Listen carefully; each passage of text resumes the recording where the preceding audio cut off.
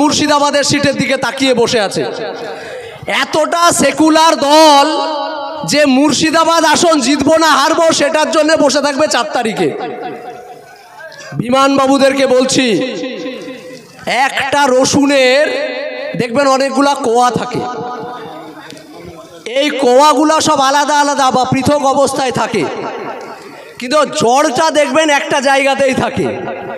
তো রাজ্যে যতগুলা রাজনৈতিক দল চলছে, অর্থাৎ তৃণমূল, সিপিএম, বিজেপি, এদের প্রত্যেকের জড় আছে কিন্তু আরএসএস এর অফিসে।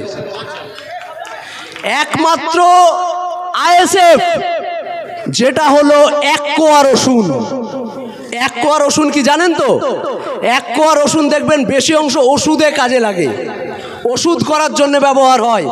ওরা পশ্চিমবঙ্গের মাটিতে যে বিষ বহন করেছে, বিষ ছড়িয়েছে, তার ওষুধ হলো একমাত্র আইএসএফ, যার জন্য ওরা আতঙ্কিত হয়ে আজকে আইএসএফকে আক্রমণ পর্যন্ত করতে দ্বিধাবোধ করছে না।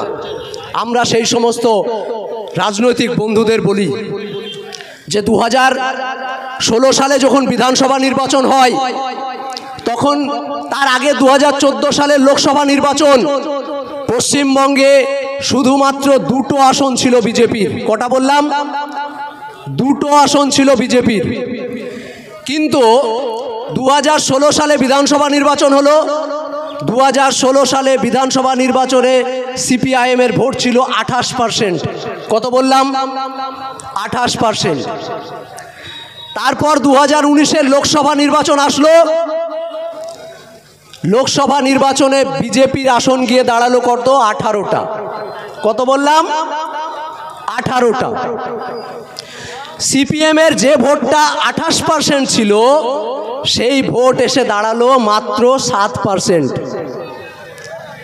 এই 7% ভোটটাকেও যদি আমি অন্যভাবে বিশ্লেষণ করি, তাহলে দেখতে পাবো রায়গঞ্জে মোহাম্মদ সেলিম, তমলুকে ইব্রাহিম আলী শেখ, মুর্শিদাবাদে বদরুদ্দোজা এবং আপনাদের ভাঙড়, উত্তর সোনারপুর, দক্ষিণ সোনারপুর, বারুইপুর মিলিয়ে বিকাশ বাবুর ভোট। সেখান থেকে 5% ভোট ছিল আমাদের ভোট। সেই অর্থে যদি বলতে যাই, তাহলে মাত্র 2% মানুষ ভোট দিয়েছিল সিপিএমকে 2019-এ। সেই সিপিএম 2021 সালের আগে পর্যন্ত লাল ঝান্ডাটা বাড়ি থেকে বার করার মতো ক্ষমতায় ছিল না। আজ আমি এই কথাটা বলতে বাধ্য হচ্ছি, কারণ যতটা আমাদেরকে অন্যান্য রাজনৈতিক দল আক্রমণ করছে, করবে জানি, বিজেপি আমাদেরকে আক্রমণ করবে, তৃণমূল জোচ্চোরের সরকার আমাদেরকে আক্রমণ করবে, কারণ আমরা স্বচ্ছতার রাজনীতি শেখাতে এসেছি বাংলাকে। স্বচ্ছতা আদর্শের রাজনীতি শিক্ষা দিয়েছেন ভাইজান। কিন্তু আমাদের বন্ধু এক সময় সিপিএম, তারাও আমাদেরকে আক্রমণ করছে। অবাক লাগে, এই কথাগুলো ভাঙড়ের মাটিতে দাঁড়িয়ে বলা দরকার আছে, আমি মনে করছি। তো সেই সময় লাল ঝান্ডাটা বার করার মতো ক্ষমতা ছিল না। এই শওকত আরাবুলের গোন্ডা বাহিনীর চামড়া তুলে দিচ্ছিল মেরে। তখন দরকার হয়েছিল বড় ভাইজানকে, ছোট ভাইজানকে, লাল ঝান্ডাটা তো গাছে বাঁধতে হবে, ঘরে থাকলে তো লাভ হবে না। তাই 2021 সালে ভাইজানদেরকে পাশে নিয়ে ব্রিগেডের ময়দানে ভাইজান দাঁড়িয়ে একটা কথা বলেছিলেন, ভাতা ভিক্ষা নয়, অধিকার চাই। আজও দাঁড়িয়ে বলছি, সব জায়গায় নওশাদ সিদ্দিকীর একই আদর্শ সারা পশ্চিমবঙ্গের বুকে। জোটের আলোচনাতেও বলেছি, কোনো ভাতা ভিক্ষা নয়, অধিকার চাই। আমরা অধিকারের রাজনীতি বুঝবো। তাহলে সেই যারা 28% ভোট মাত্র 2%-এ রূপান্তরিত করে 14টাকে 18টায় রূপ দিয়েছিল, 21 সালে আমাদের আইএসএফ এর উপর ভর করে যারা গাছে লাল ঝান্ডা বেঁধেছিল, তারাও আজকে আমাদেরকে খুব বড় বড় কথা শোনাচ্ছে। আমাদেরকে বলছে আমরা নাকি বিজেপির সঙ্গে সেটিং করে নিয়েছি। ভাইজান বলবেন, শুনবেন আপনারা। বলি, তৃণমূলের যে ভাইরা বলছে যে আইএসএফকে ভোট দিলে বিজেপি চলে আসবে, কি সুন্দর কথা। আইএসএফকে ভোট দিলে বিজেপি চলে আসবে। বলি, আপনারা সবাই ভোট দিন সায়নীকে। আমাকে এইটুকু দায়িত্ব নিয়ে বলেন যে কাল যদি ইডি অফিসার সায়নীর বাড়ি যায়, পরশুদিন ও বিজেপিতে যাবে না? মমতা বন্দ্যোপাধ্যায় একটা শ্বেতপত্র প্রকাশ করুক, দিয়ে বলুক যে আমরা যতটা 42টা আসনে প্রার্থী দিয়েছি, মমতা বন্দ্যোপাধ্যায় যদি শ্বেতপত্র প্রকাশ করে বলতে পারে যে আমার একজন প্রার্থীও বিজেপি জয়েন করবে না, আইএসএফ দায়িত্ব নিয়ে ছোট ভাইজান বলে দিয়েছে আমরা প্রার্থী উইথড্র করে নেব, রাজনীতির আঙিনা ছেড়ে দেব। বলার ক্ষমতা নেই। কেন ক্ষমতা নেই? দুটো শুধু জাস্ট উদাহরণ দেব। আমি বলবো না সুজাতার কথা, বলবো না অর্জুন সিংয়ের কথা, আমি শুধু দুটো কথা বলবো রানিং।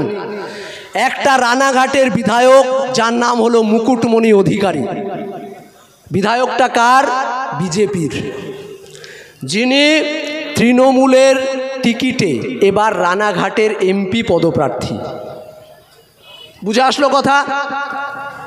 বনগাঁর বিজেপির বিধায়ক বিশ্বজিৎ দাস, তিনি এবার তৃণমূলের এমপি পদপ্রার্থী। বলেন বিজেপি আগে না তৃণমূল আগে?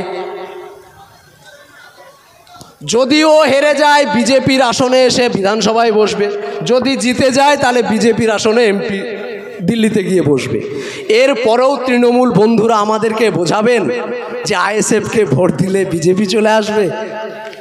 আপনারা দায়িত্ব নিয়ে বলুন না যে আমাদের কেউ বিজেপি জয়েন করবে না। কাল ইডি অফিসার বাড়িতে যাবে ইন্টিমেশন লিখে নিয়ে যে হয় বিজেপি আসুন, না হলে অনুব্রতর মতো লুঙ্গি পরে, শাহজাহানের মতো লুঙ্গি পরে বসিয়ে দেব জেলখানাতে। পরশুদিন গিয়ে বিজেপির ঝান্ডা ধরে বলবে জয় শ্রীরাম। আর আমাদেরকে আপনারা রাজনীতি শেখাচ্ছেন। আমরা অধিকারের কথা বলছি। সমস্যাটা হচ্ছে এই জায়গায়।